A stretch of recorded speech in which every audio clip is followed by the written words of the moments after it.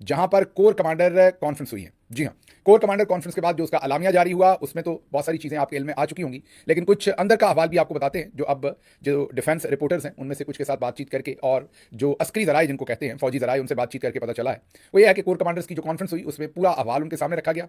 Core commanders के सामने उन्हें बताया गया कि किस तरीके के खतरात हैं, इस वक्त सरहद के ऊपर क्या सूरत हाल है, उन्हें हिंदुस्तान ने अभी तक जो तैयारियां की हैं उसके बारे में ब्रीफ किया गया, पाकिस्तान की तरफ से क्या रिस्पॉन्स के ऑप्शंस हैं उसके ऊपर गौर किया गया। लेकिन जो स्टेटमेंट जारी की गई है उसका लुबे लबाब यह है कि कौम की उमंगों के मुताबिक मुल्क का दिफा किया जाएगा और किसी किस्म की कोई कसर नहीं उठा रखी जाएगी। अगर इंडिया हमला करेगा तो दुगनी कुव्वत के साथ उसका जवाब दिया जाएगा। यह है जो प्रेस रिलीज जारी हुई, उसका लुबे लबाब यह है। अंदर जाहिर है बहुत सारी बातें हुई, लेकिन ज्यादातर जो हमें तलात मिली है, army chief general Asim Munir, तमगा इम्तियाज मिलिट्री, वही बोले। उन्होंने ही अपना जो भी मतन था, वर्जन था, वो सब सामने रखा। और ये जो इसकी प्रेस रिलीज के अंदर एक बात है इंपॉर्टेंट, कि कौम की उमंगों के मुताबिक कोर कमांडर्स कॉन्फ्रेंस ने यह फैसला किया है कि जो कौम की उमंगें हैं उनके ऊपर पूरा उतरा जाएगा। मतलब जैसे कौम चाहती है कि भरपूर दफा किया जाए, उस तरीके से भरपूर दफा किया जाएगा। अब ये समझ नहीं कि इसी कोर कमांडर कॉन्फ्रेंस के अंदर, जो पहले भी कई हो चुकी हैं और अब भी, कौम की दूसरी उमंगों के बारे में ख्याल क्यों नहीं किया जाता। जैसा कि इलेक्शन के बाद रिजल्ट जिस तरीके से आगे पीछे हुआ, जैसा कि सोशल मीडिया के ऊपर जो कुछ हो रहा है, मतलब कि जो क्रैकडाउन हो रहा है लोगों पर, लोगों को उठाया गया है, अदालतों के ऊपर जिस तरीके का क्रैकडाउन हुआ है, जजों के साथ जो कुछ हो रहा है,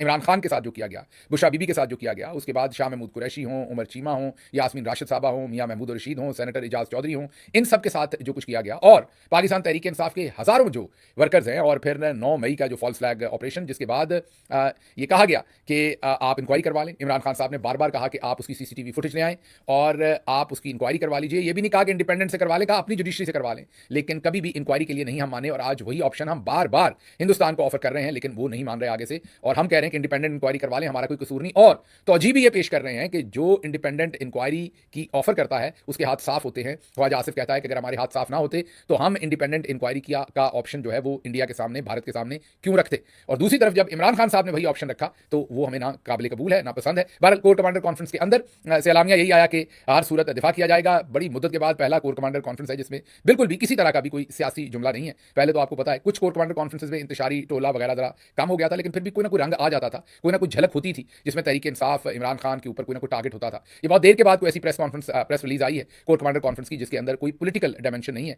सिर्फ और सिर्फ जो इंडिया से रिलेटेड इस वक्त का सारा मामला है वही इसके अंदर डिस्कस हुआ है। आगे चलते हैं, अगली खबर अब हमारे जराये से है। खबर ये और भी लोग आपको दे चुके हैं, हमारी भी कुछ मुस्तनद ज़राए के साथ बात हुई है। जाहिर है हम खबर सुन के तो दे नहीं सकते जब तक हमारी एयरफोर्स के या दूसरे मुस्तनद ज़राए से ये बात ना होती।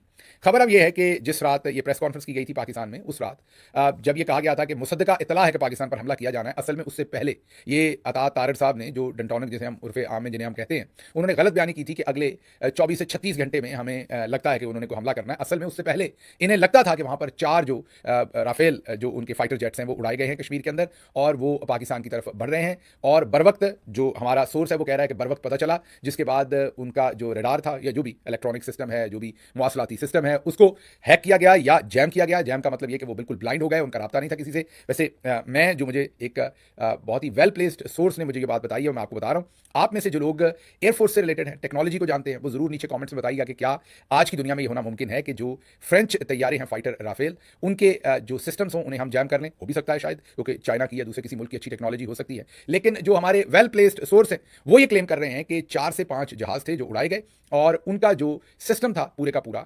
नेविगेशन सिस्टम कह लें, उसका ऑपरेटिंग सिस्टम कह लें, वो पूरे का पूरा हमने जैम कर दिया, जिसकी वजह से वो जहाज ब्लाइंड हो गए। और इतने ब्लाइंड हुए, मीन उनका इतना राब्ता कट गया था कि वो वापस गालिबन अंबाला से वो टेक ऑफ किया था उन्होंने इंडियन सिटी से, और वापस वो अंबाला नहीं जा सके। उन्हें श्रीनगर में ही जो नियरेस्ट बेस अवेलेबल था, क्योंकि उनका जो भी आप ये कहें कि कम्युनिकेशन सिस्टम था वो सब जैम कर दिया गया था, तो उन्हें नियरेस्ट जो उन्हें एयरफोर्स के लिए रनवे मिला या एयरफोर्स बेस मिली या रनवे मिला, वो श्रीनगर में था, वहीं पर उन जहाज़ों को उतारा गया।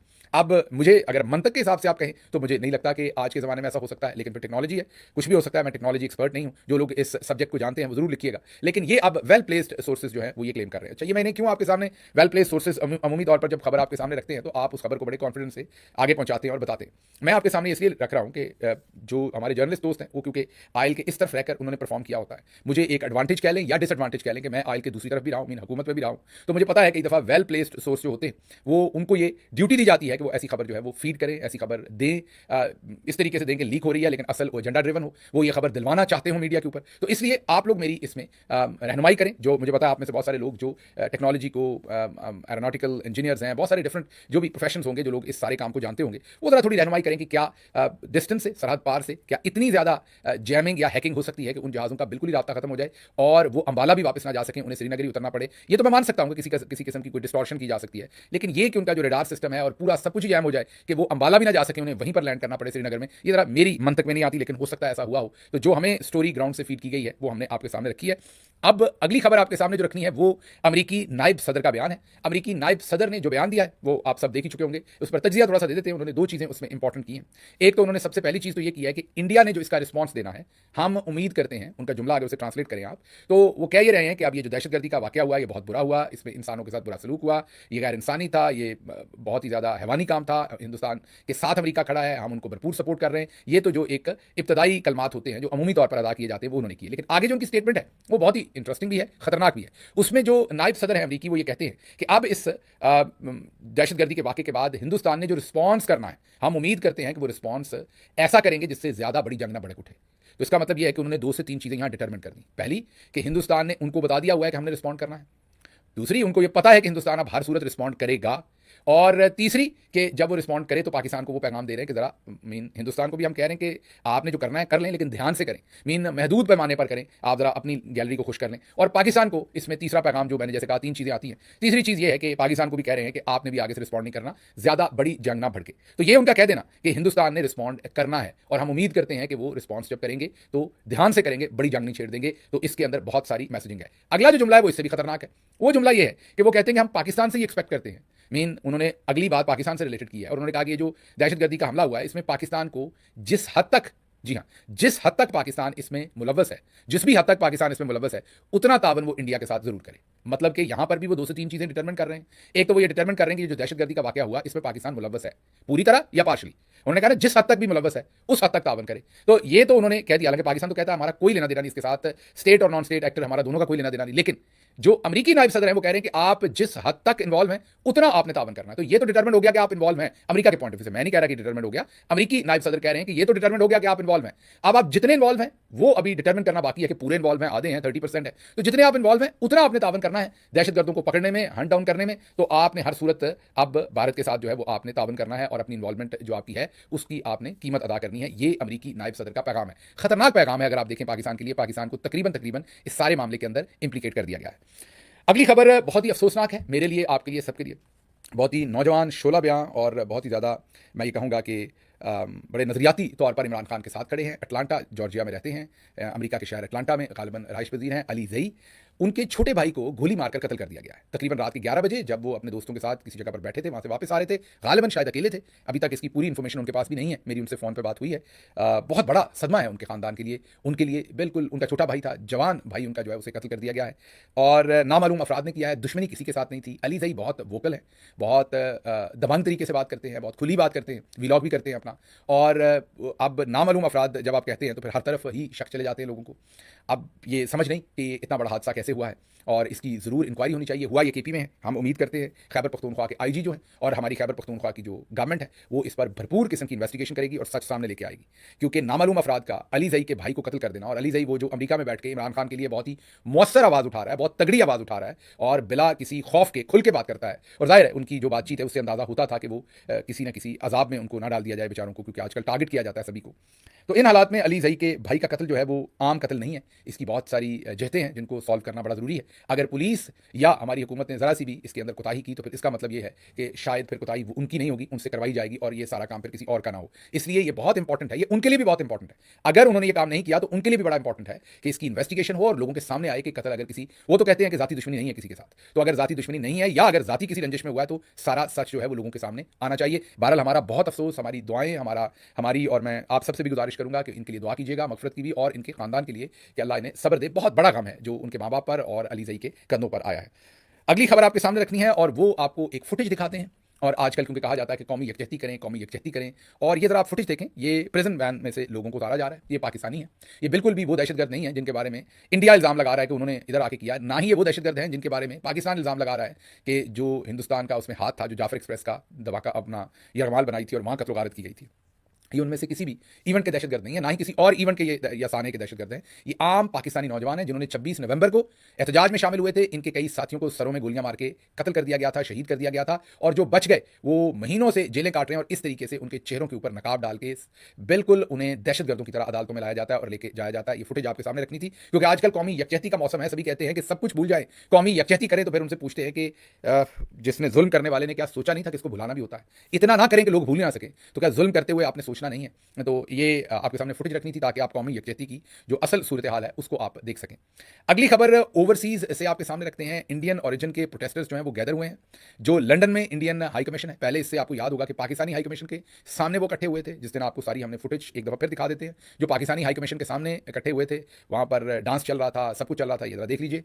और आज जो एहतजाज हुआ है, आज का मतलब कल जो गुजर गया है, लंदन के हाई कमीशन के सामने, इस दफ़ा इंडियन हाई कमीशन के सामने ये एहतजाज हुआ या गैदरिंग हुई। लेकिन ये गैदरिंग में इंडियन ज़्यादा थे, लेकिन साथ कुछ खालिस्तान तहरीक के लोग भी थे।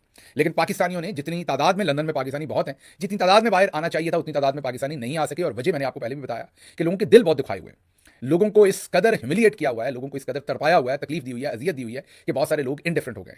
और गौर कीजिए कि ये वही ओवरसीज पाकिस्तानी थे जो हर जगह पर पाकिस्तान के हर मूव को जाकर जो है वो डिफेंड करते थे, और आज वही पाकिस्तानी अपने आप को जरा थोड़ा इनडिफरेंट फील कर रहे हैं। अगली खबर भी ओवरसीज से रिलेटेड ही है, और इंडिया ने यह ऐलान किया है कि वो आईएमएफ को भी राब्ता करेंगे और फैटफ से भी राब्ता करेंगे। फैटफ वो है कि जो ग्रे लिस्ट मीन, अगर कोई मुल्क दहशतगर्दी में मुआवनत कर रहा हो और उसका जो बैंकिंग सिस्टम है, फाइनेंशियल सिस्टम है, वो कंप्लाइंस ना दे रहा हो और दहशतगर्दों को वहाँ से पैसा सप्लाई हो रहा हो किसी भी तरह से, तो फैटफ ग्रे लिस्ट में पहले भी पाकिस्तान को डाला था, याद कीजिए। बड़ी मेहनत करके इमरान खान की हुकूमत के अंदर बहुत काम हुआ था, फिर जाके ग्रे लिस्ट में से पाकिस्तान निकला था। अब इंडिया ने यह कहा है कि हम दोबारा कोशिश करेंगे पाकिस्तान को ग्रे लिस्ट में डलवाने की, क्योंकि इंडिया ये इल्जाम लगा रहा है कि पाकिस्तान के अंदर आज भी दहशतगर्दों को फैसिलिटेट किया जा रहा है, सपोर्ट किया जा रहा है, फाइनेंशियल सपोर्ट किया जा रहा है। पिछली दफा जब हम ग्रे लिस्ट में गए थे तो कम से कम तकरीबन $40 अरब का हमारा नुकसान हुआ था। उन 3-4 सालों में हमारा तकरीबन $40 अरब का नुकसान हुआ था पाकिस्तान का। सोचे अब अगर हम जाएंगे तो नुकसान और भी ज्यादा बढ़ जाएगा। देखते हैं अब इंडिया इसमें कामयाब हो पाता है कि नहीं, लेकिन उन्होंने ऐलान कर दिया है कि वो आईएमएफ को भी कहेंगे कि इनको पैसे ना दें, और उसके साथ साथ वो फैटफ को भी कहेंगे कि पाकिस्तान को जो है इसमें शामिल कर ले। लेकिन इसके साथ साथ एक और बुरी खबर है, वो ये है कि जो ख्वाजा आसिफ हैं, उन्होंने याल्दा हाकिम को एक इंटरव्यू दिया था स्काई न्यूज़ पे। अब याल्दा हाकिम को ही एक और इंटरव्यू दिया है, और स्काई न्यूज़ पर ही बिलावल जरदारी ने, और उन्होंने भी वही बात कह दी है जो ख्वाजा आसिफ ने कही थी। उन्होंने भी कहा है कि हाँ, जैसा उन्होंने, लेकिन सारा मुद्दा ख्वाजा आसिफ पर डाला, लेकिन इंडोर्स कर दिया स्टेटमेंट को। उन्होंने कहा कि जैसा ख्वाजा आसिफ ने कहा कि हम पिछले 30 साल से ये गंदे काम करते रहे और दहशतगर्दों को पालते रहे, तो उन्होंने भी इस बात को मान लिया। हाँ, ये बात अलग है कि ये थोड़े से ख्वाजा आसिफ से स्मार्ट रहे, और इन्होंने अगली स्टेटमेंट भी कही कि लेकिन हमने इससे बहुत कुछ सीखा है। ख्वाजा आसिफ ने तो ये कह के तो मुंह बंद कर लिया था, और जो एंकर पर्सन थी याल्दा हाकिम, वो भी परेशान हो गई कि ये डिफेंस मिनिस्टर जो है मान रहा है कि हम ये गंदे काम करते रहे और किए हैं। तो बहरहाल ये अब बिलावल भुट्टो साहब ने भी ये एक मैं यही कहूँगा कि उन्होंने भी एक कन्फेशन कर लिया है। अब देखते हैं ये सारा मामला जो है ये आगे कैसे बढ़ता है। मुझे यहाँ से इजाज़त दीजिए, लेकिन उससे पहले आपको याद दहानी करवानी है कि अगर अभी तक आपने इस चैनल को सब्सक्राइब नहीं किया तो ज़रूर कीजिए, ताकि हमारी जो आवाज़ है वो दूर तक जा सके। और हमारा व्हाट्सएप चैनल, उसका लिंक आपके साथ शेयर कर रहे हैं, उसको ज़रूर ज्वाइन कीजिए। आपका जो डाटा है वो बिल्कुल कॉन्फिडेंशियल रहेगा, किसी को एक्सेस नहीं होगी, इवन मुझे भी नहीं होगी कि आपने हमारे व्हाट्सएप चैनल को आपने ज्वाइन किया कि नहीं, ये मुझे भी पता नहीं होगा। इसलिए इसको ज्वाइन करें ताकि जो इंपॉर्टेंट अपडेट्स हैं वो हम आपको डायरेक्टली उस पर भेज सकें। मुझे यहाँ से इजाज़त दें। अल्लाह आपका हामी और नासिर हो। पाकिस्तान जिंदाबाद।